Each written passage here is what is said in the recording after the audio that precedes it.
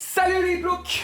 C'est bientôt Noël, et qui dit Noël, dit ciné-cadeau. Qui dit ciné-cadeau, dit des adultes qui refusent de grandir et qui forcent leurs enfants à regarder les mêmes 5 films d'animation année après année pour revivre leur enfance à travers eux. Mais en tant que véritable drogué de la nostalgie, je suis pas ici pour juger. Parmi tous ces fameux classiques de la programmation de ciné-cadeau, on retrouve des films de la série Les Contes pour tous. Les Contes pour tous sont des films jeunesse produits par le regretté Roch Demers qui est décédé récemment avec sa compagnie Les Productions La Fête.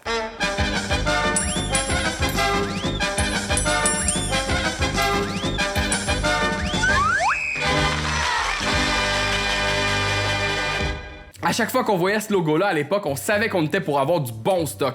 Quand j'étais jeune, j'adorais Les Contes pour tous. Ce sont pour la plupart de beaux films pour petits et grands, avec beaucoup d'humour et de cœur, et ils sont aujourd'hui des véritables classiques du cinéma québécois. Il y a quelque chose de bien fun aussi à regarder ces films-là aujourd'hui. On les voit évidemment avec un œil différent, mais comme pour beaucoup de trucs québécois qui datent déjà de quelques années, on rit plus pour les mêmes affaires aujourd'hui. Ça m'a donné le goût de revisiter cette série de films-là. Mais malgré qu'on soit dans le temps des fêtes, je vais pas commencer par les choix évidents comme La Guerre des Tucs ou Bac et Bottines. Non, à place, je vais y aller avec un de mes grands classiques personnels, Les Aventuriers du Thème perdu. Sorti en 1988, tourné à Montréal, en Chine, en Australie.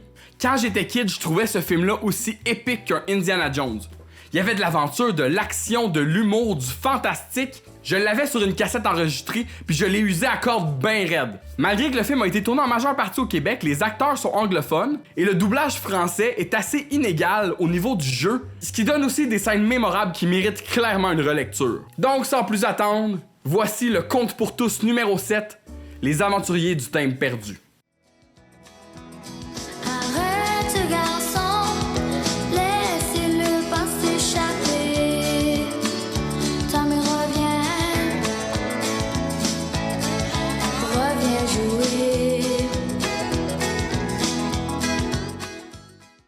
Le film commence avec un générique digne de Crocodile Dundee. D'ailleurs, comme plusieurs autres projets des Contes pour tous, le film est une coproduction avec un autre pays. Le réalisateur australien Michael Rubo, qui travaillait pour l'ONF à l'époque, signe également le scénario. On se transporte dans une école inconnue de Montréal. Des jeunes jouent dans le cours, ça joue en marelle, à corde à danser. Lui, je sais pas du tout ce qu'il fait par contre. Dans cette scène-là, il y a beaucoup de personnages qui sont introduits de façon très brève. Plein de couleurs. Venez voir, il y a des beaux serpents pour tout le monde. Pas cher. Allez, mon chum. Un beau serpent, faut t'en l'acheter dans 2 semaines. Le grand slack qui essaye de vendre des serpents s'appelle Cass. Il est le bras droit d'un de nos personnages principaux. C'est un véritable imbécile heureux, mais ultra attachant. Ensuite, on a un personnage qui est joué par un très jeune Rufus Wainwright qui se nomme tout simplement Chanteur. Pour ceux qui connaissent pas Rufus Wainwright, c'est un auteur-compositeur anglophone qui a probablement une des plus belles voix au Québec.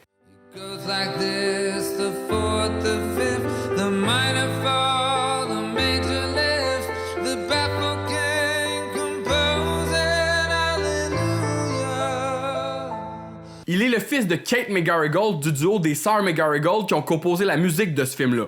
Anyway, Rufus est en train de composer une chanson apparemment, puis son acting d'écriture est vraiment sa coche. On dirait presque qu'il est aveugle avec ses lunettes fumées. Je serais vraiment curieux de voir sa feuille après.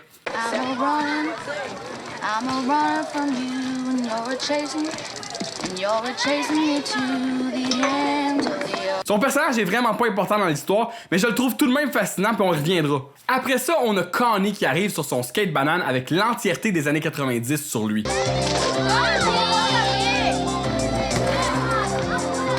Bon, enfin un personnage important. Tommy Tricker, Tommy Farceur en français, arrive à l'école en bike. Tommy, c'est vraiment le summum du cool, avec son coat de jeans, son chandail du Joker. Tommy, c'est un petit bum, et c'est un peu l'antagoniste du film. Mais en même temps, on dirait le personnage principal à d'autres moments. C'est pas full clair. Au même moment, le vrai supposé personnage principal du film, Ralph, fait son entrée, et il a le regard complètement vide. Tommy va rejoindre Cass, son partner, puis l'amène plus loin pour lui expliquer une nouvelle arnaque, une combine. Tiens, regarde-moi ça, bonhomme. Oh, wow, Tommy, ils sont beaux vrais. Cass, c'est vraiment un bel idiot, là. C'est magique. Tu vois, là, le petit triangle rose dans le coin? Oui, oui. C'est une erreur. Puis ça, sur un thème, ça peut valoir une fortune. Une fortune, Tommy. Oh, vrai, une fortune. Tommy monte à Cass des thèmes qui ont un défaut de conception et ça ajouterait à leur rareté. Il veut les vendre aux membres du club de philatélie, sous prétexte que c'est rare, mais dans le fond, ça vaut rien. Parce que c'est juste un truc, espèce de nono. Cass est un peu perplexe, un dilemme moral se présente à lui. On va pas voler les autres, hein, Tommy? Lorsque Tommy passe devant notre héros, Ralph essaie de l'interpeller de façon peu convaincante. Tommy, viens ici une seconde. Salut, Ralph! C'est là qu'intervient un autre magnifique personnage, Albert. Lui, il prépare un mauvais coup. Quand j'étais jeune, j'aurais donc voulu ressembler à Tommy, mais malheureusement, j'étais plus proche de Ralph, ou peut-être même d'Albert. Fait que rendu dans la classe, Tommy fait son speech de vente, puis tout le monde tombe dans le panneau, jusqu'à ce qu'Albert intervienne. Tiens, c'est à toi, Tommy, arrête ça tout de suite! Tiens, En tant que président de notre club de thème, je te demande de leur remettre l'argent. La vente entre membres du club est interdite. Oui, ça c'est vrai. Si la vente entre membres du club est interdite, donc Tommy est membre du club de timbre, ça, à date, c'est l'affaire la moins crédible du film. Le petit bum qui est membre du club de philatélie, Albert joue du coude pour récupérer l'argent des membres, et c'est là que la prof fait son entrée dans son magnifique ensemble de coton ouaté rose. Assis! Asseyez-vous à vos places tout de suite! La prof est vraiment en beau calice. Hey, as-tu besoin d'un agent? Quel personnage particulier. Tu sais, les fameux clichés d'enfants d'école, le nerd, le sportif, l'auteur-compositeur. La prof interroge les jeunes pour savoir ce qui se passait. Pourquoi vous battiez-vous, Albert? L'autre chose, c'est que Tommy leur faisait croire que ces thèmes-là voudraient un jour une fortune. Ce qui est faux. Ah, ça semble un bon Le investissement. bureau de poste n'en a plus. Si vous en voulez, vous allez devoir passer par moi. Je suis tellement confus par leur histoire de timbre.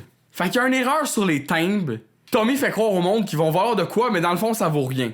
Puis la prof, elle répond, ça semble un bon investissement. À court d'arguments, Tommy sort une couleuvre de son sac puis la relâche dans la classe. Ça suffit tout le monde! Asseyez-vous! Asseyez-vous! À qui appartient ce serpent? C'est à moi, madame. La prof semble être moins fâchée par le serpent que par le brouhaha des timbres. Tommy dit que sa couleuvre c'était un lézard puis qu'il a coupé ses pattes avec son canif, c'est pour ça les plasters. Mais c'est pas un serpent. C'est un lézard. Les lézards, normalement, ont des pattes. Il y en avait aussi, mais je les ai ôtés avec mon canif. Encore une fois, je comprends pas. C'est une stratégie de vente de dire ça?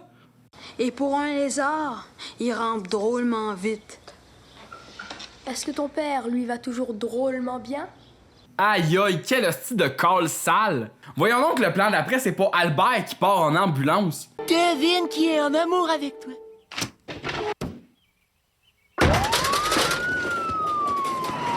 Ça fait même pas 10 minutes que ce film-là est commencé, puis ça vient de virer de style bout pour bout. Fait que Tommy a un père absent, ce qui peut expliquer son petit côté bum. À récréation, Cass et Tommy viennent se venger sur Albert parce qu'il mérite ce de petit con. Albert, lui, est en train de cruiser une petite fille de maternelle avec les thèmes. Puis debout devant eux autres, t'as Ralph qui fait juste les fixer comme un hostie de creep. Écoute-moi, Jennifer, si tu le veux, je peux t'aider à monter une belle collection. Tommy, il met des genres de pétards à mèche dans le sac d'Albert, mais il prend le temps d'enlever les timbres. Albert finit par se lever, puis c'est là qu'il se rend compte qu'il y a un problème avec son sac. Hey, Albert! As-tu vu? On dirait que t'as un problème. Mesdames, oh mon Dieu, mesdames! C'est la panique. Son chum Connie arrive à la rescousse avec 2 chaudières pleines d'eau. Heureusement, la collection de timbres est saine et sauve parce que Tommy est beaucoup trop smart. Oh, mes timbres. Ensuite, on passe au lendemain, je présume, parce que Tommy et Cass portent pas les mêmes vêtements. Cass est vêtu de son t-shirt le plus fucking cool du monde. Tu restes caché là jusqu'à temps que j'en revienne, OK? Pourquoi? Parce que tu vas pouvoir m'avertir s'il se met à neiger. C'est une bonne idée, ça, Tommy. J'adore son personnage, c'est un hostie de champion. Tommy s'en va sonner à la porte d'une belle maison en banlieue, puis il fout déjà la merde malgré lui. Oups! Bon, ça commence bien. Une jeune fille hyper branchée répond. C'est Nancy, la sœur de Ralph. De la part de qui? Disons que je suis un ami. Elle le fait rentrer puis elle appelle son frère, le petit flambeau qui fait je sais pas quoi d'autre. Pendant ce temps-là, Tommy admire la baraque de riches de la famille de Ralph. Super belle boiserie. Oh, la belle lampe. Oh, la belle rampe. C'est solide, ça. Puis transparent. Oh, la belle peinture! Nancy appelle son frère une deuxième fois qui vient toujours pas. Ralph! Es-tu là, Ralph? Oh, la belle chambre! Un peu en désordre, par exemple. Tommy jette un coup d'œil dans la chambre à Nancy puis il trouve son amie Annie en train de faire des affaires top 90 comme se maquiller puis envoyer des cartes postales. Nancy correspond avec des gens à travers le monde. Qu'est-ce que vous faites avec toutes ces cartes postales-là? Hey, mais c'est du chinois, ça, hein? Oui, monsieur l'expert, on ne peut rien vous cacher. On n'a pas moins de 60 correspondants de pays différents. Celle que taille pour notre ami Chen Tao, à Hangzhou, en Chine. C'est malade que même dans le doublage français, l'actrice a un accent anglais. Mon guess, c'est qu'elle se double elle-même. Elle était là, je parle français, moi. Ralph, où est-ce que t'étais? Tu m'as pas entendu? Tommy? Mais qu'est-ce que tu fais ici? Ralph arrive finalement avec une musique fucking intrigante. Sérieux, maintenant, je suis convaincu. Ralph, c'est un tueur en série, ou du moins un futur tueur en série. Il devait être en train de martyriser des chats dans le cour. Au moment où Ralph arrive, Tommy, il pique drette la carte postale à Nancy destinée à Chen Tao. J'ai une bonne affaire à te proposer. Mais, Tommy, j'ai pas le droit de faire des affaires avec toi parce que Albert nous a bien défendu de le faire. Le héros du film, mesdames et messieurs. C'est justement pour ça que je suis venue chez toi. Au revoir, Tommy Farceur. C'est vraiment ça ton nom? À plus tard, carte postale. Carte postale. C'est qu'elle est bonne. Aussi, vous avez sans doute remarqué le t-shirt de Metallica de Tommy. Juste pour vous dire, cet enfant-là possède seulement 2 chandails. Son Joker puis son Metallica. Je pense qu'on peut comprendre pourquoi plus tard. Tommy pis Ralph, ils vont dealer le shit dans le bureau du père à Ralph. Ça en prend pas gros pour impressionner Tommy. Oh, un banc qui tourne. Oh. Oh. Tommy finit par se sortir un paquet de timbres des culottes pour le montrer à Ralph. Une série paix! Au complet! Où est-ce que t'as déniché ça? Mais Tommy refuse de divulguer ses sources et décide plutôt de citer Kevin Parent. Si tu poses pas de questions, je te dirai pas de mensonges. Ils sont à toi, mon Ralph. Quoi? T'en parleras pas à Albert? Laisse donc faire Albert. C'est un jello. Hey, je l'aime, ce gars-là.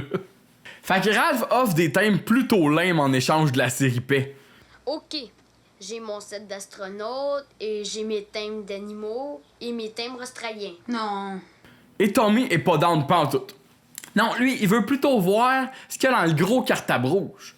Oh non, ça, c'est sacré, c'est à mon père. Ah, niaise pas, Je Ralph. peux pas y voyons. toucher. Juste jeter un petit coup d'œil. Je peux pas, là-dessus, mon père est très strict. Le rouge, là! C'était d'autres touch! Ralph, il finit par abdiquer, mais seulement pour y montrer quel genre de thème fucked up il y a là-dedans. OK. Je tourne les pages. Ouais, c'est des beaux timbres. Hey, il est spécial, Oh, tes celui-là. doigts de là. Oh, wow, Georges VI. Georges VI, c'est sûr qu'il sait pas c'est qui, là, il a juste vu le titre en haut. C'est là que Tommy voit une série de thèmes de la célèbre goélette Blue Nose. Attends, Ralph, bouge pas. Il y en a un autre ici. Puis il est tout seul. Puis il y a un autre Blue Nose qui est lousse dans le livre. Tommy est comme, OK, tu m'échanges ce thème-là trop nowhere contre ma série de 6. Ton père, il s'en rendra jamais compte. Oh non, c'est celui-là, c'est à mon père. Ah, sois pas niaiseux, voyons. C'est juste un petit timbre ordinaire. Il va me tuer, c'est à lui. Il va te remercier. Tommy, non. Soudainement, ça sonne à la porte, puis c'est Albert le sale con. Oh non, pas lui. Alerte rouge chez Albert. Tommy, lui, a une bonne idée pour le faire virer de bord. C'est pas grave, t'as juste à lui dire que t'es pas là. Que moi j'y dise. Non, envoie ta sœur, patate. Pendant que Ralph est sorti, Tommy lui regarde le Blue Nose de plus proche puis il semble trouver un truc particulier. Regardez bien la magnifique coupure quand Ralph revient puis Tommy lui offre une dernière fois l'échange. Il s'est en allé, ça va. OK, dernière chance. Je vais compter jusqu'à 3. Après un décompte bidon, il fait mine de plus vouloir échanger pantoute, ce qui évidemment pousse le pathétique Ralph à le supplier encore plus pour avoir le deal. Oh, arrête ça, Tommy. Tu fais toujours ça, juste au moment où on est prêt à dire oui. Oh, s'il te plaît, Tommy. S'il te plaît, prends-le. Tommy acquiesce, mais il sort des culottes une deuxième série de systèmes différents des premiers. Puis il reste même un peu pour voir Ralph checker les mauvais thèmes puis apprécier son coup encore plus. Hey, Tommy. Mais c'est pas la série paix, ça.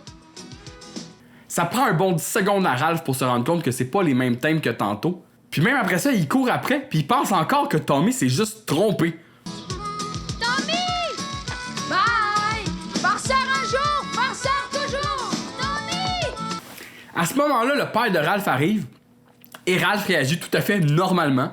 Qu'est-ce qui se passe, Ralph? Le père de Ralph, qui est évidemment joué par Clark Kent lui-même, comprend pas du tout ce qui se passe. Oh, excusez l'accueil de notre fils, Monsieur Bronson. J'arrive, Monsieur Bronson. Merci, merci. Les parents sont un peu malaisés en plus parce qu'ils sont accompagnés de Monsieur Bronson, un vieux décrépit amateur de thème joué par un comédien qui est fort probablement extrêmement mort aujourd'hui. Le père de Ralph essaie d'aller chercher son fils, puis regardez comment Ralph il court.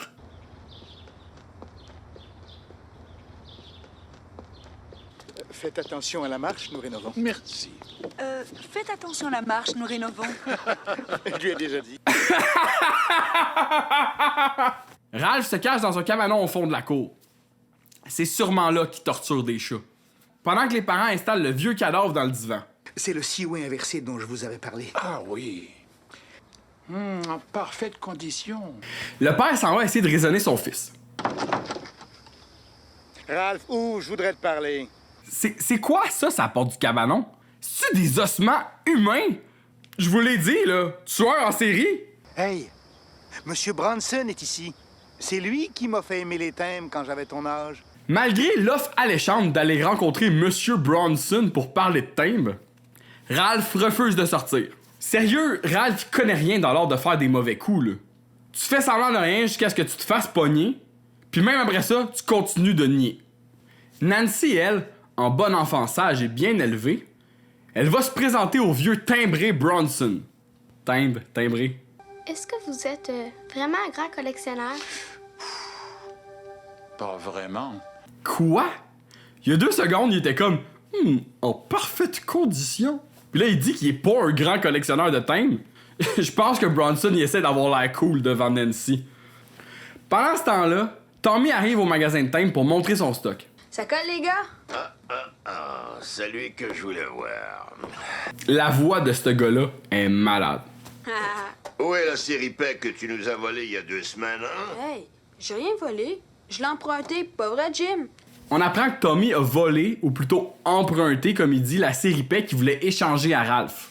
Il lui redonne les timbres en disant qu'il s'en est servi comme appât. Puis le gros Hagrid, lui, aime pas bien ça, là. Si c'est un appât, ça veut dire que tu t'en es servi à l'école pour attraper quelqu'un. Tu donnes une mauvaise réputation au timbre, il y a notre magasin. Allô? Salut, Sid.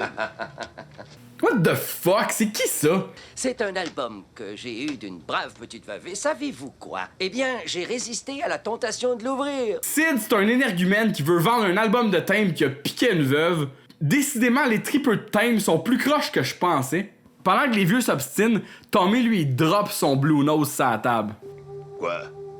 C'est juste un vieux Blue Nose? Je suppose que vous reconnaissez l'homme dans le mât quand vous le voyez, non? La particularité du Blue Nose à Tommy, c'est qu'il y a un homme dans le mât du bateau. Ils sont plus rares, ceux-là, on dirait. Ça doit être pour ça qu'il était à part. Qu'est-ce que t'en dis? Laisse-moi regarder. Les timbreux sont pinés ben raides. Tommy lui demande 300$. 300$ en 88, là, c'est environ 730$ aujourd'hui. Tommy retourne chez eux au coin Langevin Saint-Philippe dans le quartier Saint-Henri. Avec son cash, il a fait une grosse épicerie pour sa famille parce que c'est un fucking good dude. Hey, man, regarde ce que j'ai acheté. J'ai pris du spaghetti, des hot dogs, des Joe Louis. La famille de Tommy sont pauvres. Il y a genre 7 frères et sœurs. Sa mère a coud du linge pour les enfants. Ils s'arrangent comme ils peuvent, là. C'est pour ça aussi, je pense que Tommy, il possède juste 2 t-shirts. C'est les enfants défavorisés. Où est-ce que t'as pris l'argent, Tommy? Si tu me poses pas de questions, je te mentirai pas. T'as pas encore fait un autre mauvais coup, toi? Non. Je t'ai toujours dit que les thèmes, c'était une bonne affaire. Hein? Sérieux, t'as pas à te justifier, mon gars. T'as bien le droit de voler le fucking riche architecte d'Outremont pour nourrir tes frères et sœurs. Respect, Tommy farceur. Chez Ralph, Nancy trouve son frère qui est sur le point de se lancer en bas du toit tellement il a peur de son père. Ça sert à rien. Si je le dis à papa, il va me tuer. Sa sœur elle suggère d'aller au magasin de timbre pour acheter un timbre pareil. Pourquoi on n'irait pas voir au magasin de timbre? Ils ont peut-être des Blue Nose. Ils ont peut-être des Blue Nose. J'ai 30 $ d'économiser. Est-ce que ça ferait? Elle est même prête à donner tout l'argent qu'elle a économisé en étant un enfant modèle, j'imagine. Elle voulait faire quoi avec cet argent-là, anyway? Le donner à l'UNICEF? Ralph est super content qu'elle lui donne son cash, puis ils font un plan pour aller au magasin de Time plus tard. Ils se rejoignent donc au marché philatélique de Montréal. Une vraie place qui existe d'ailleurs, puis comme en témoigne cette vidéo visite du magasin, les philatélistes sont aussi divertissants en 2012 qu'en 88. Salut André Le Cheval. Il fait télé-réalité. Comment ça va, André Le Cheval? Ça va très mal. Comme il n'y a pas de carré rouge. Ouais. On n'a pas de carré rouge. Il n'y en a pas de carré rouge, nous autres, Luc. Denis Barbu leur offre des Blue Nose qui valent normalement 60$ pour seulement 30$. Pas pire deal quand même, là. C'est pas évident que je vais en trouver un qui a l'air exactement pareil. Non, j'en vois pas. Mais Ralph, lui, il trouve qu'ils sont pas assez ressemblants. Par contre, en tournant les pages, il tombe sur le thème que Tommy a vendu et il le reconnaît tout de suite. C'est celui-là! Je suis sûre que c'est celui-là. Je le reconnais, c'est son thème. Ah non, celui-là, non, il est différent. Celui-là, c'est une variété des Blue Nose. On l'appelle l'homme dans le mât. Oui, il vaut 600 $ et c'est rien pour l'homme dans le mât, ça. Le gars du magasin est quand même assez raisonnable, mais Ralph, lui, il pète un plomb puis il insulte tout le monde. Une minute, écoute! Dis-lui de venir le voir. S'il peut nous prouver que c'est à lui. Oh, bien sûr, c'est bien facile à dire, ça. Ça Amenez suffit, mon père ici. Ça du paraît que c'est calme. vous autres qui Ok, allez le faire. du calme. Oui, du calme. Du calme, hein? Je déteste votre magasin comme mon père le déteste. Il se pousse, Nancy part à brailler. Le barbu il essaie de la consoler avec la voix la moins délicate au monde. Pleure pas. S'il te plaît, arrête de pleurer. Écoute, si t'arrêtes, je vais te faire un cadeau. Jim, passe-moi l'album qu'on a acheté hier. Hey, t'es pas sérieux? Oui, donne-moi l'album. Mais on l'a pas encore La ouvert. petite est triste, donne-moi l'album. La petite est triste, donne-moi l'album! Fait que finalement, il donne le livre de Time Mystère que l'autre fucké leur avait amené la veille. Meanwhile, Ralph se pointe chez Tommy qui est après servir à souper à ses frères et sœurs.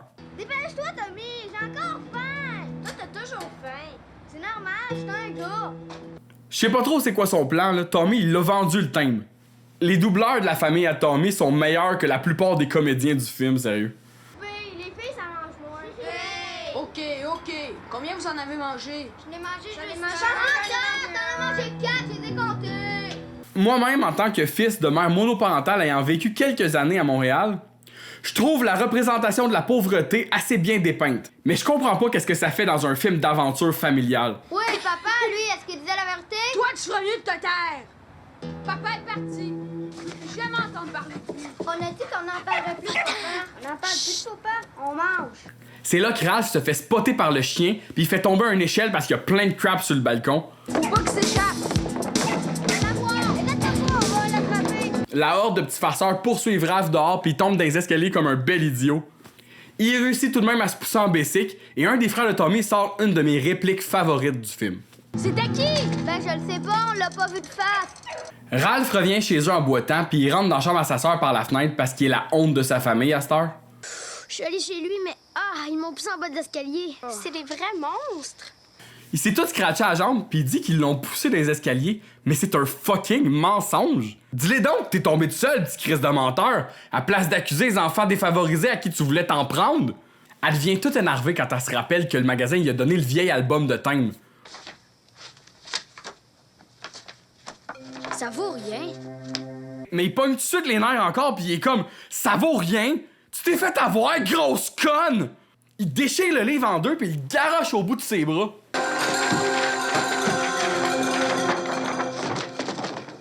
Quel asshole, pour vrai! En plus, il en rajoute une couche sur la chambre bordélique à Nancy, il y a des thèmes partout. Mais là, plot twist. Caché dans la couverture du livre, il y a une genre de lettre écrite à la main datant du 12 février 1928. Février le 12 1928. Wow, ça fait longtemps, ça. C'est pas jeune. Ah, tu veux dire comme la date écrite sur la couverture du livre? Cher lecteur, j'espère que vous êtes des gens honnêtes, pas comme ceux qui veulent me voler. Oui, je sais que quelqu'un essaie vraiment de me voler mes thèmes. Quand elle lit la lettre, on peut voir qu'elle skip quand même une grosse partie où le gars a écrit qu'il soupçonne la bonne de vouloir voler ses timbres. Alors, j'ai décidé de cacher mes trésors, juste en cas que si quelqu'un voulait les trouver, eh bien, il devrait affronter de grands dangers. Charles Merriweather, 11 ans. Hey, à 11 ans, le gars agit déjà comme un genre de Picsou avec sa collection de timbres. Je vais finir par penser que peu importe leur âge, les gens qui collectionnent les timbres sont des vrais fous dans la tête. Je les ai cachés de l'autre côté du monde. Ah, de l'autre côté du monde? Voyons, mais ça n'a pas de sens. Ben, l'avion existait en 1928. Je vois pas ce qu'il y a de si incroyable. C'était peut-être un jeune riche qui voyageait à travers le monde. Il était pas pour cacher sa collection de timbres précieuses à Verdun. Moi, je pense qu'Albert le génie peut nous aider à comprendre. Albert le génie. Plutôt Albert le fucker, je dirais. Fait qu'Albert se pointe chez Ralph en pleine nuit. Albert lit la lettre, puis il comprend pas plus. Chris, je comprends que c'est une énigme, mais ça semble pas si complexe non plus. C'est juste une phrase. Albert, il dit à Nancy qu'elle doit retourner au magasin pour savoir à qui ils ont acheté le livre. Nous autres, on le sait déjà que c'est un espèce de gros lait, puis on n'est pas plus avancé. C'est certainement pas lui qui va les aider. Le lendemain au déjeuner, Ralph et Albert font les clowns sa terrasse, puis ils sont comme les meilleurs amis du monde. Hey, tu marches comme Charlie Chaplin! C'est drôle, la veille, Ralph il était comme « Oh non, pas Albert, arc! » Tout le monde est un hostie de faux cul dans ce film-là. Sauf Tommy.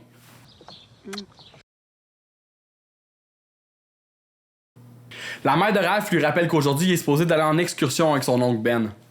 Pas de chance, il pourra pas résoudre des énigmes avec son petit ami Albert. J'avais complètement oublié que j'allais en excursion avec mon oncle Ben. En excursion? Tiens, va te promener en Australie! Oh, va donc te promener en Chine!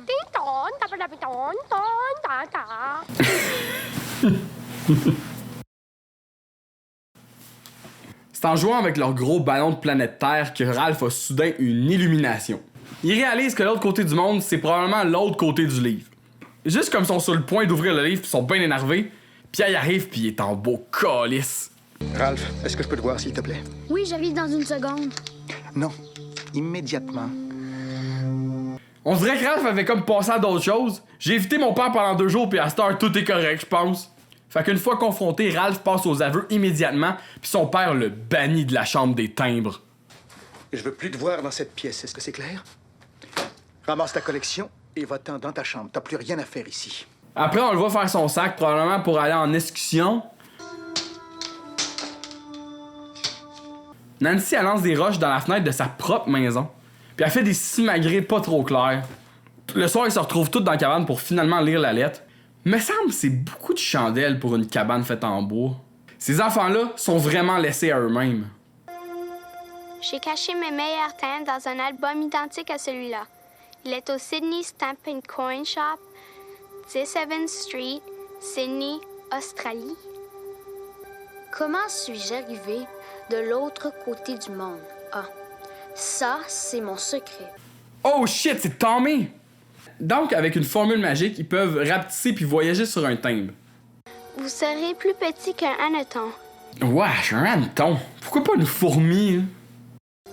On voudra vous aider, mais vous repousserez les mains qui vous aiment. Ralph il est genre, ouais, ça a l'air fucked up pis dangereux, mais je vais le faire. Moi, je vais essayer. Je vais aller en Australie sur un timbre pour trouver les trésors de Charles et les offrir à mon père.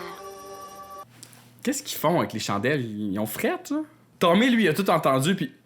Oh, j'avais pas remarqué au début, mais ce coup-là, Tommy, il a un chandail des Beastie Boys.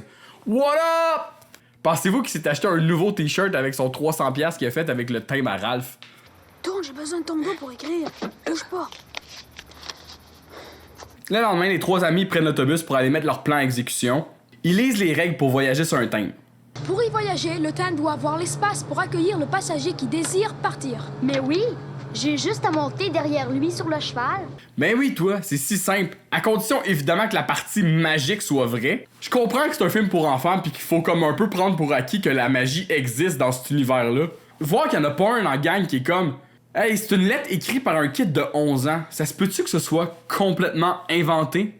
Mais maman et papa là-dedans, ils vont être morts d'inquiétude tout le temps que tu vas être parti. Pense pas, moi. Oui, mais ils vont penser que je suis allée en excursion quelques jours avec oncle Ben. Ils vont penser que je suis allé en excursion quelques jours avec oncle Ben? Comme par hasard, Tommy embarque dans le boss au même moment que les autres veulent débarquer. Ah ah, je vous retrouve, vous autres. Oh, sauvons-nous, c'est tombé! Ils réussissent à y échapper, mais double hasard, notre grand génie préféré, Cass, marche aussi dans la rue tout bonnement.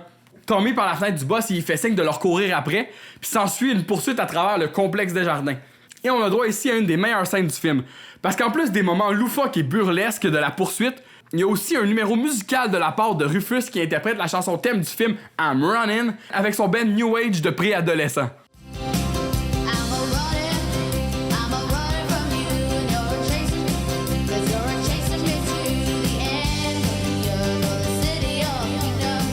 C'est la chanson qu'on le voyait écrire au début du film et c'est une vraie tune écrite par Rufus qui avait genre 13 ans à l'époque. Et c'est un fucking chef-d'œuvre. Écoutez comment c'est catchy.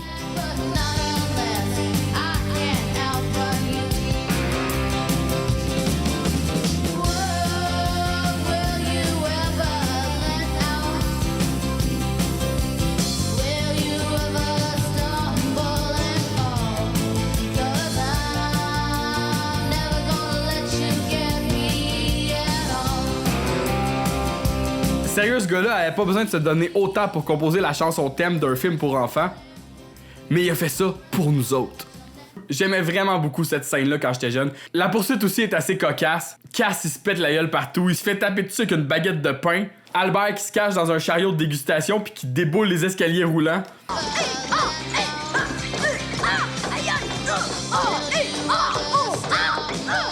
L'autre, il descend et marche en le regardant tomber puis il trouve ça fucking drôle. Il rentre dans le rack à linge puis il en ressort tout habillé, que c'est comique. En plus, techniquement, il vole ces robes-là puis personne leur court après. Lui, en fait, comme ils disent, ça serait le producteur des Contes pour tous, Rock de Mers. Et il se fait pitcher dans une fontaine d'eau avec l'imbécile de Cass.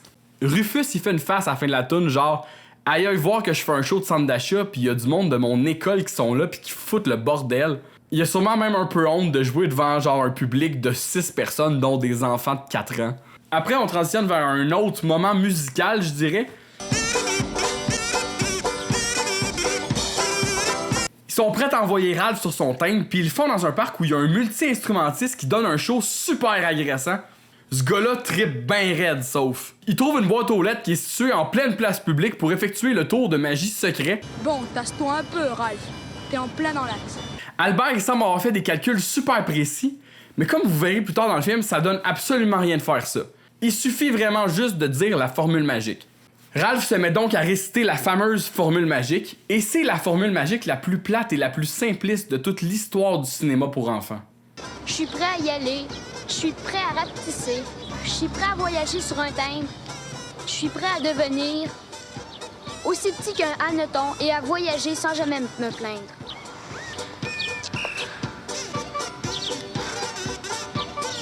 Hey, le gazou avec son petit crise de klaxon, ça va? Ralph drop la lettre à terre, puis il se transforme en genre de dessin animé sous les yeux ébahis de tous. Ça fonctionne!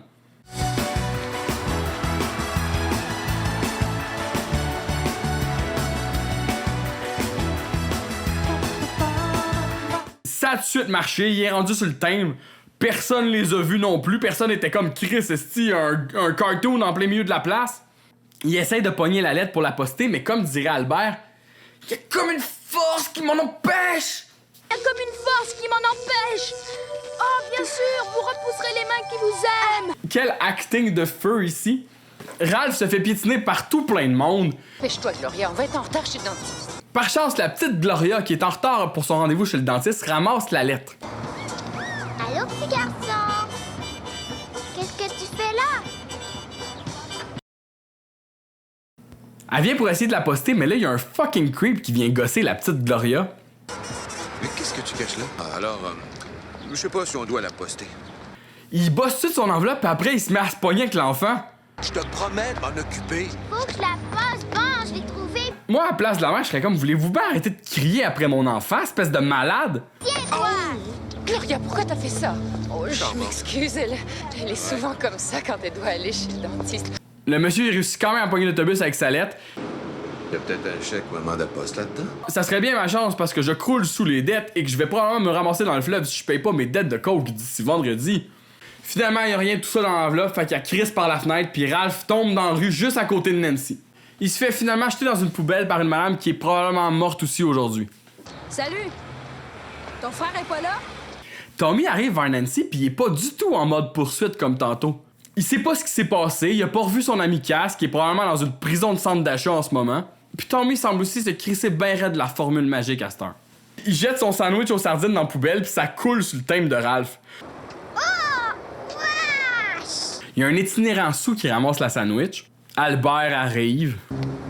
Qui t'a invité, le petit gros? Oh, snap! Nancy a fait remarquer à Tommy que le sans-abri aime bien son sandwich aux sardines. Mais Tommy, là, lui, il devient dégoûté solide. Il veut rien savoir de l'itinérant. Encore un petit Approchez-vous sandwich. pas de moi! Laissez-moi tranquille! Tu te rappelles ton père, c'est ça, hein? What the fuck, Albert? C'est un hostie de tas de marde, ce gars-là. Tommy, il décide enfin de lui donner la volée qu'il mérite. Tu peux me rappeler tout ce que t'as dit! Tu peux me voyer ça un peu! Excuse! Excuse! Nancy, elle demande l'aide du robineux pour les séparer, mais Tommy, il vire encore plus mad. Il est comme touche-moi pas, Chris d'ivrogne. Il jette son jacket à terre puis il se pousse. Je défends de me toucher, compris? Nancy, elle le retrouve plus loin, assis dans une ruelle en mode depress. Je suis malheureux, c'est ça qu'il y a. Mais pourquoi tu t'es fâché comme ça tout à l'heure? L'ivrogne, le vieux bonhomme, je l'haïs. Pourquoi? T'as rien fait? Parce que c'est mon père. C'est ton père, ton vrai père? Non. Mais il est peut-être devenu ça.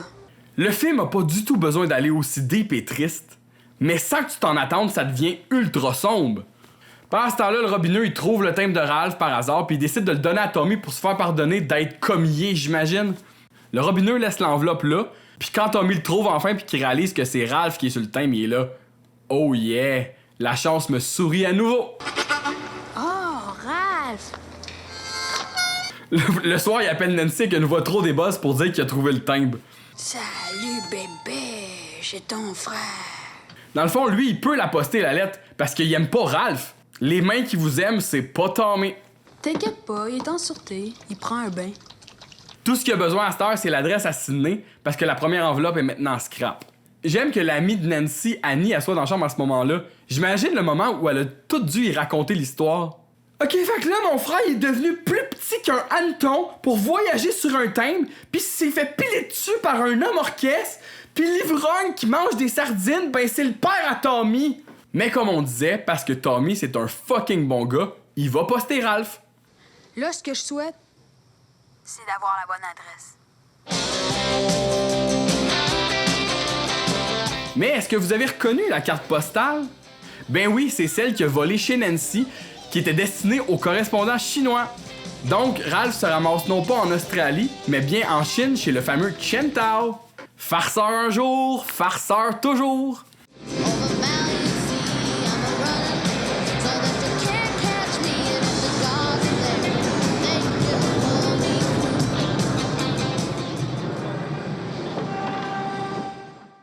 Évidemment, pour justifier le budget de tournage dans un autre pays, chacune des scènes qui se passent en Chine sont interminables.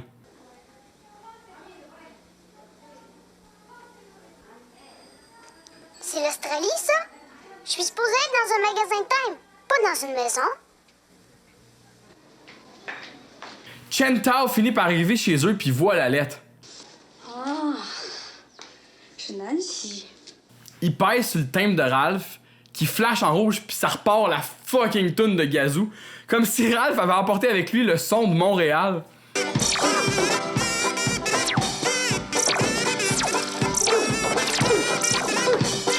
Évidemment, tout ça fout les jetons ben raides à Chen Tao, mais ses parents, eux, sont juste blasés de voir un genre de blanc-bec en cartoon qui se pogne la poche dans leur maison. On dirait qu'il a comme envie de pisser, pis ça serait normal après tout le voyagement, mais il demande pas les toilettes.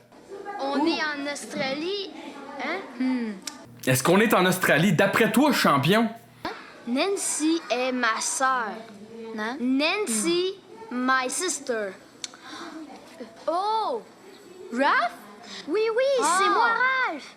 Ils finissent par réussir à se comprendre. Chen Tao, lui, il connaît Ralph parce que Nancy doit en parler dans ses lettres.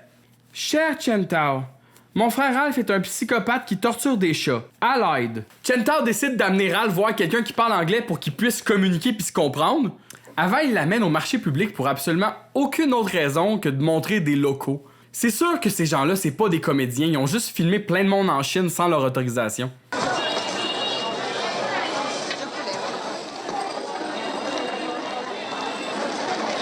Ces bouts-là sont vraiment filmés comme un documentaire de l'ONF. Ou tu sais, dans Passe-Partout, quand il y avait des bouts en vrai, avec des voice-overs dégueulasses d'enfants par-dessus. Me semble que c'est pas le temps de jouer aux touristes.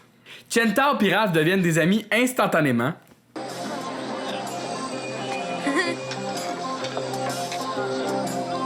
vais t'avoir.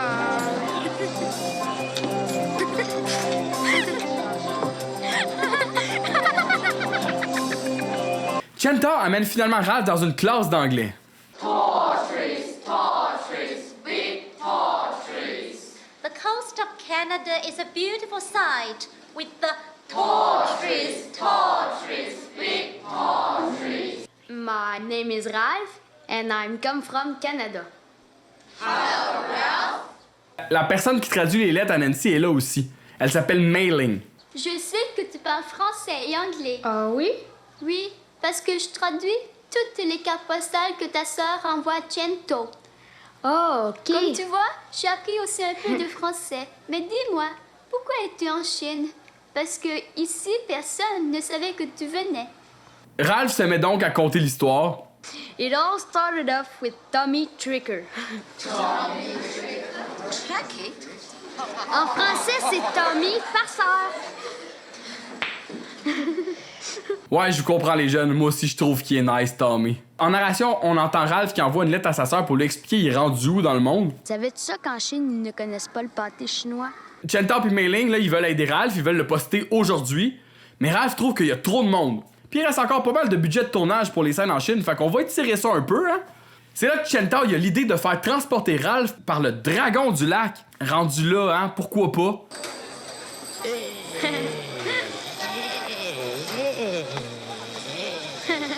Man, il continue encore. Fait qu'il y a encore d'autres scènes interminables de tourisme. J'imagine que c'est quand même cool de nous avoir autant exposés à d'autres cultures dans un film pour enfants. Mais en même temps, il explique rien de ce qu'on voit, là.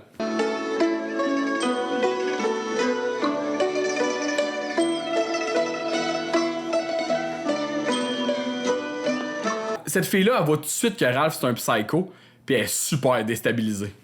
Fait que Chantao pis Ralph, ils partent en bateau pour faire je sais pas trop quoi encore. Le bateau semble même pas avoir de chauffeur non plus. Ils restent là à voguer sur l'eau jusqu'à la tombée de la nuit. Un moment donné, Chantao, il s'avance sur la proue du bateau puis il se met à faire le fou sur le bout d'une planche. Ralph se dit ça y est, il a perdu la carte, faut que je le dise au capitaine. Mais, surprise, il y a plus de capitaine. Ou il y en a jamais eu en fait. Je comprends fuck all. Me semble l'effet mystérieux aurait été mieux réussi si on avait vu le capitaine puis que là, il était plus là. Un son de plongeon ramène Ralph devant le bateau, puis là, la planche, elle s'est cassée et Chantao est tombé dans l'eau. C'est la panique, il faut qu'il sauve au plus crisse. Hey, imaginez les journaux le lendemain. Un jeune Canadien arrêté en Chine pour avoir assassiné un enfant chinois au beau milieu d'un lac. En plus, Ralph a probablement pas de passeport avec lui. Il voyage sur un timbre, Chris. On voit les bras de Chantao s'agiter dans le lac et Ralph se jette à l'eau pour le secourir.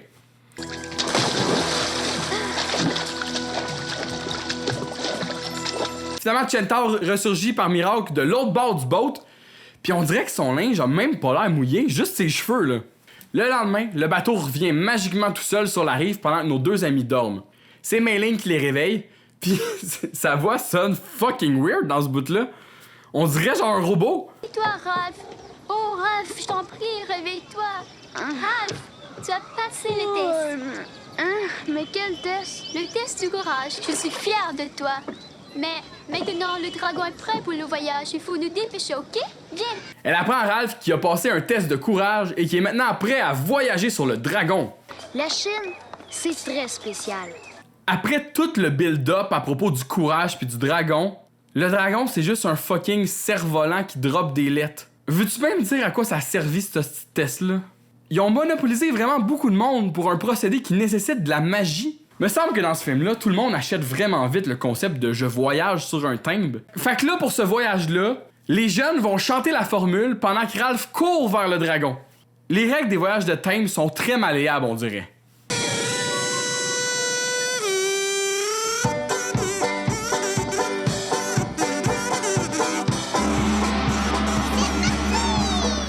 Oh, le gazou qui repart, là.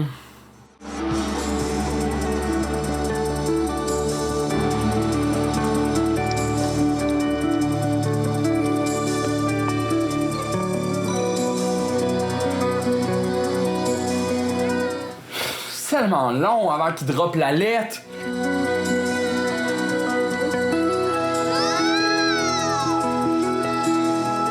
Ils font monter super haut. Ralph, il est comme...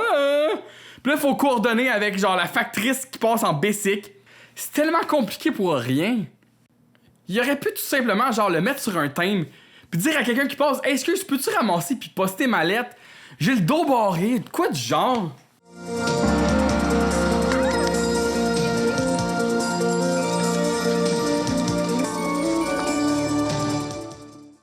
Bon, enfin en Australie. C'est drôle, on dirait qu'ici le temps était plus restreint parce qu'on a droit à un autre voice-over de Ralph qui met sa sœur en contexte pour nous résumer toute son arrivée à Sydney. Pour commencer, le magasin de thème est devenu une librairie.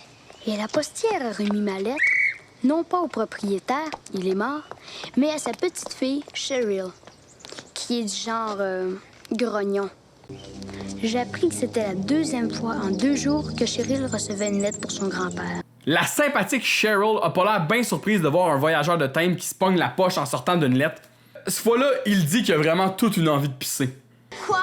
Est-ce que je pourrais, s'il vous plaît, aller aux toilettes? Je comprends pas pourquoi il pourrait pas pisser quand il est sur un thème.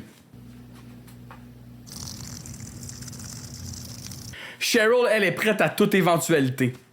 OK, je te ferai rien. What? Ralph, il dit OK, je te ferai rien. Parce qu'il avait l'intention de se faire de quoi au début? Genre la découper en morceaux? Cheryl nous apprend donc que le vrai Charles Merriweather serait déjà passé pour récupérer son album de thème.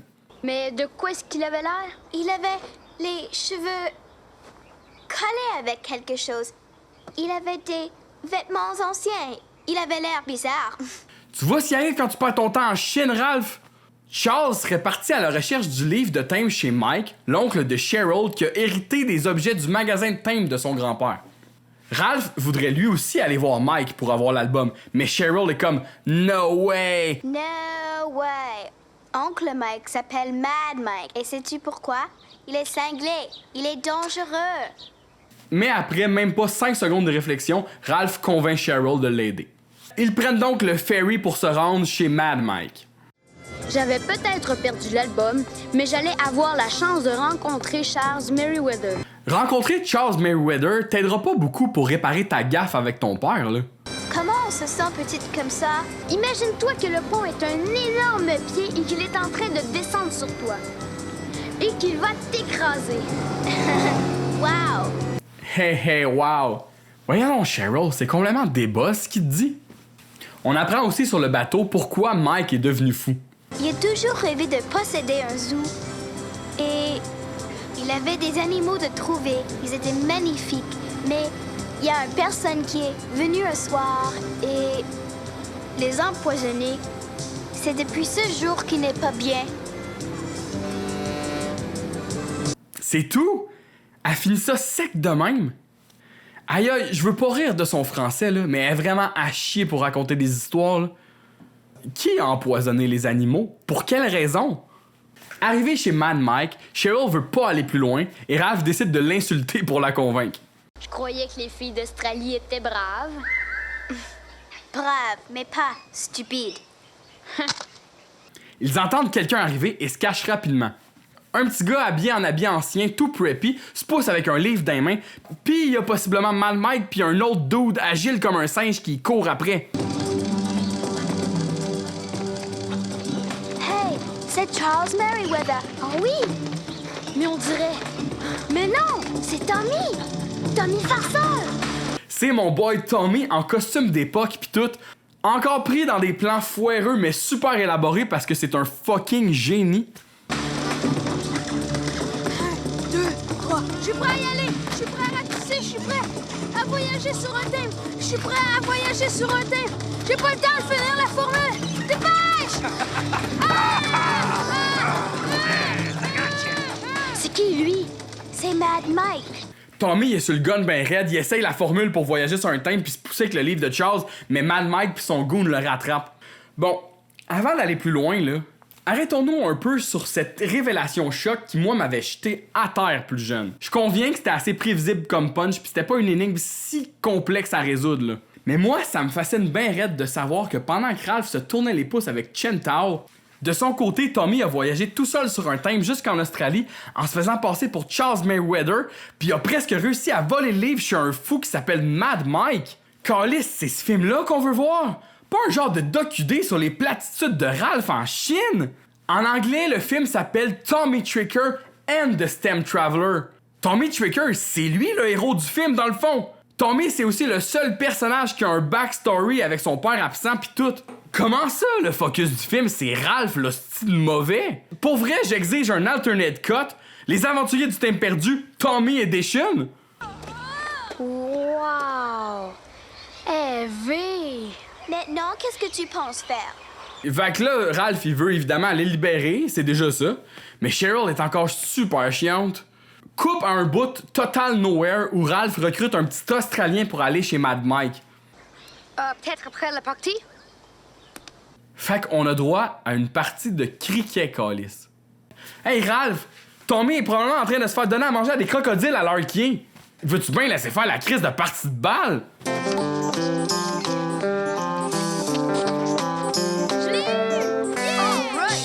Il est content en plus. Le petit blond les amène chez Mad Mike, puis Cheryl chiale encore.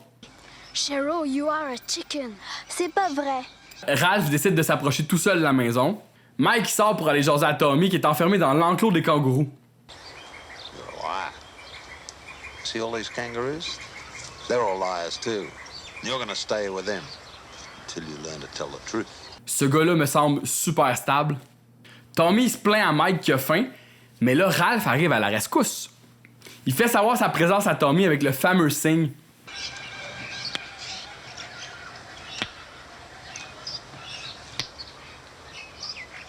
Ralph, il pitch un Joe Louis à Tommy. Ça, c'est un callback. Rappelez-vous au début quand Tommy avait acheté des Joe Louis à sa famille? Il peut presque l'atteindre. C'est là que Dave, le goon à Mike, arrive puis il libère Tommy tout bonnement pour qu'il puisse pogner son petit gâteau.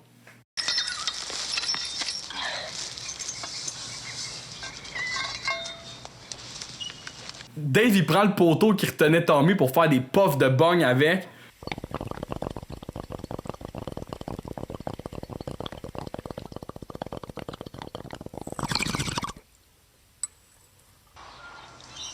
Why don't you tell your friends to come? Il fait comme s'il était bien chill, mais il dit à Tommy qu'il sait que ses amis sont là, puis il se lève puis il part comme une bombe one shot. Il est full furtif, il arrive à surprendre les trois en un temps record.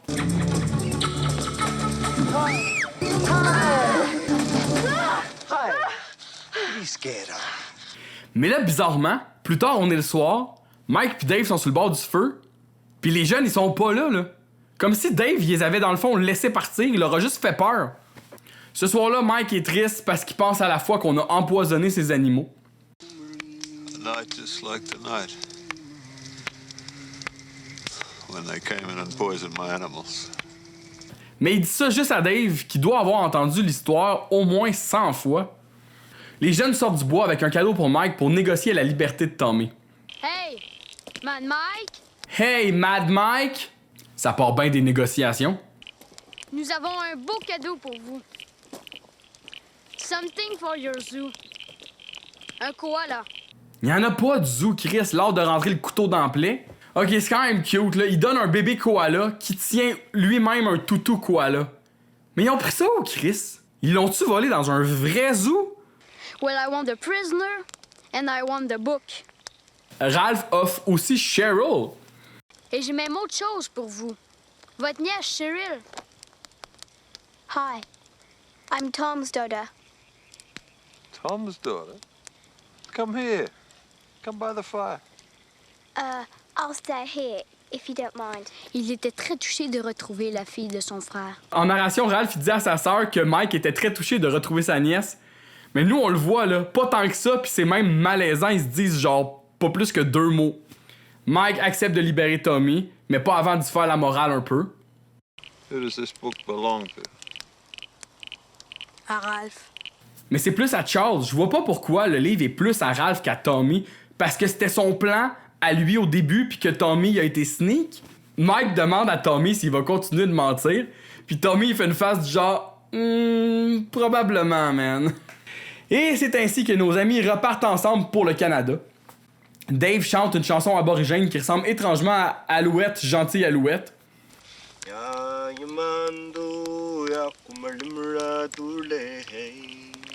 Le lendemain, on voit Dave qui joue encore du didgeridoo. Puis on dirait que c'est comme pour guider le kangourou pour qu'il puisse poster la lettre.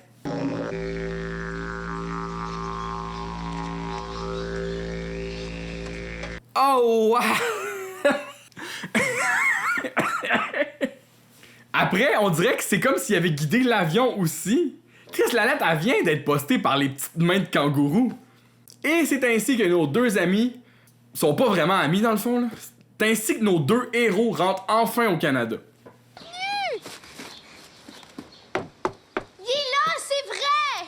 Mais qui ça? C'est Ralph, il est revenu sur le thème! Mais de quoi est-ce que tu parles? Il est sur le thème, derrière le kangourou! Nancy arrive vers ses parents pis elle est comme « Oh yable les mensonges à propos de l'excursion avec oncle Ben, m'a leur montré le thème tout de suite! » Même en dessin, Tommy est plus cool que Ralph.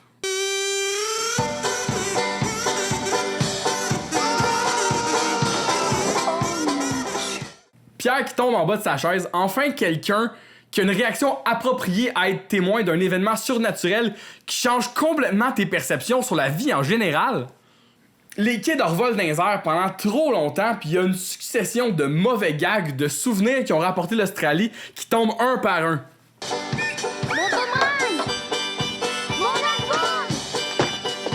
Oh, ils disent ensemble mon album. Comme si, genre, jusqu'au bout, Tommy essayait d'être ratoureux. Coudon, ils en ont ramené combien des toutous de quoi, là? Ils finissent par tomber dans une piscine qui était pas là pantoute au début du film, là. Et juste là pour justifier leur chute. Et ça coupe immédiatement à l'autre scène, puis on n'aura jamais droit à des explications aux parents, là. Faut juste assumer que tout le monde était bien cool avec ça. Dans la scène suivante, M. Bronson est de retour et il rapporte à Pierre un thème qu'il a trouvé par hasard. Fait que c'est Bronson qui a trouvé l'homme dans le mât puis il a payé 600$ pour le racheter à Pierre. Pour 600$, Ralph est mieux d'aller couper son gazon pendant un bout pour se faire pardonner. Les enfants descendent alors avec l'album de Charles puis ils font une genre de cérémonie weird. Nous n'avons peur de rien, nous n'avons peur de rien. Ils ont plus peur de quoi au juste? Fait qu'après avoir lu une dernière lettre de Charles, ils remettent enfin l'album à Pierre qui se vient d'un pants ben raide, là. Henri, venez jeter un coup d'œil. Hey, Henri s'est levé vite sur un esti de temps pour un gars qui avait une canne au début du film. Fait que là, évidemment, les thèmes de Charles sont toutes fucked up, sont toutes rares. Je crois que tu as fait là une prouesse admirable. Oh, ta gueule, Albert. C'est là que Bronson se met à dire que c'est dangereux les voyages sur des thèmes, tu peux rester pris. Fait que là, lui est au courant depuis le début que ça existe des voyages de thèmes. Il sort un de ses livres de collection puis il demande aux jeunes de checker de plus proche un de ses Blue Nose à lui. Il y a un petit garçon debout à la proue. Je l'appelle le garçon à la proue. Mais si vous regardez sa serviette très attentivement, vous pourriez peut-être bien découvrir son nom. C-H-A-R-L-E-S.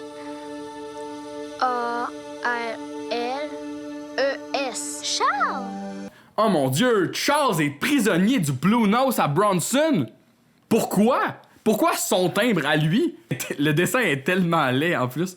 Pour ceux qui connaissent bien les autres contes pour tous, le dessin de Charles ressemble étrangement à Daniel Blanchette de Victoriaville dans La Guerre des Tucs. Daniel Blanchette de Victoriaville. Est-ce qu'on aurait droit à un Extended Universe des contes pour tous? Le CPTU? Fait que là, pour libérer Charles, ils veulent se le poster. Mais maman trouve que c'est une drôle d'idée. Et où est-ce que va habiter ce Charles si vous le ramenez à la vie? Avec nous autres, maman. Papa, lui, est comme pas question, on fera pas ça, qu'il reste son thème, le jeune anglais. Albert, lui, il dit qu'il pourrait rester chez eux vu qu'il est enfant unique. Moi, je me dis pour les parents de Ralph, si c'est plus votre problème, tant mieux qu'il aille chez Albert. Pendant cette obstination inutile, Tommy, lui, il est pas cave, il bosse tout de suite le thème du vieux Bronson. Sûrement pour aller acheter d'autres manger à ses frères et sœurs. Chris, ça fait 3 jours, il est pas là, il doit bien en avoir un de mort. Quand ils se rendent compte que Tommy s'est poussé, ils se mettent à sa poursuite. Les pages du livre tournent tout seuls, on entend un bruit de cheval.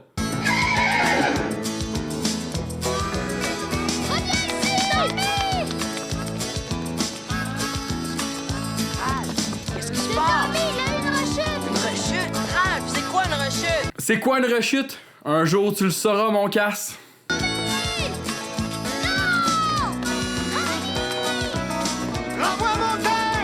Pierre qui dit « Rends-moi mon timbre », mais c'est pas son timbre, c'est celui du vieux, non? Oh, et l'excellent gag final, la police montée qui sort du timbre. Je crois que j'arrive à temps. Pourquoi? Il était-tu prisonnier, lui-ci? Personne n'a touché au timbre, là. S'il est rouge, c'est parce qu'il fait partie du dessin. Sinon, il aurait retrouvé une couleur naturelle. Ne vous inquiétez pas pour Tommy, camarade. Ce n'était qu'une rechute passagère. Il a posté Charles Merriweather, bien sûr, mais pas à lui, à Monsieur Bronson. Et comme Charles a plus de 70 ans, même s'il n'en paraît qu'11, lui et Monsieur Bronson s'entendent à merveille. On a droit à un monologue final de la part d'Albert. Tout est rentré dans l'ordre. Tommy a posté Charles chez le vieux Bronson. Il a techniquement 70 ans, mais il a l'air d'en avoir 11, fait qu'ils s'entendent à merveille. Sérieux, ça a l'air d'être une fin inventée, genre on sait plus trop ce qui arrive après, fait que faites-vous-en pas, c'est de même ça se passe, là. On dirait pas qu'Albert dit la vérité. Il a 70 ans, mais il a l'air d'en avoir 11. Il peut pas nous laisser avec une information de même pis pas élaborée. Ok, non, attendez, je pense qu'il y a peut-être un moyen de savoir le reste de l'histoire. Il y a apparemment une suite qui s'appelle Les Aventuriers du Timbre perdu 2, le retour de Tommy Tricker.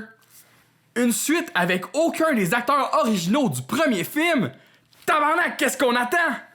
Je pense personnellement qu'ils ont raté une belle occasion de nous révéler à la fin que Charles Merriweather, c'est en fait Monsieur Bronson. Puis là, à la fin, il est comme « Haha, merci d'avoir ramené mes timbres, bande de caves! » Puis là, les jeunes le poursuivent lui à place de Tommy, pis le battent à mort. Fait que c'est pas mal ça pour les aventuriers du timbre perdu. Merci beaucoup d'avoir écouté ma vidéo. Abonnez-vous à ma chaîne, partagez, répandez la bonne nouvelle. J'ai vraiment l'intention de faire des reviews de tous les contes pour tous sur ma chaîne. Il y en a genre 24, puis il y en a plein que j'ai pas vu, dont le très prometteur Daniel et les Super Dogs. Fait que j'ai bien hâte de voir ça, puis si vous voulez m'encourager dans mes idées de capoter, rendez-vous sur le Patreon d'Henri pis sa gang. Salut les chums!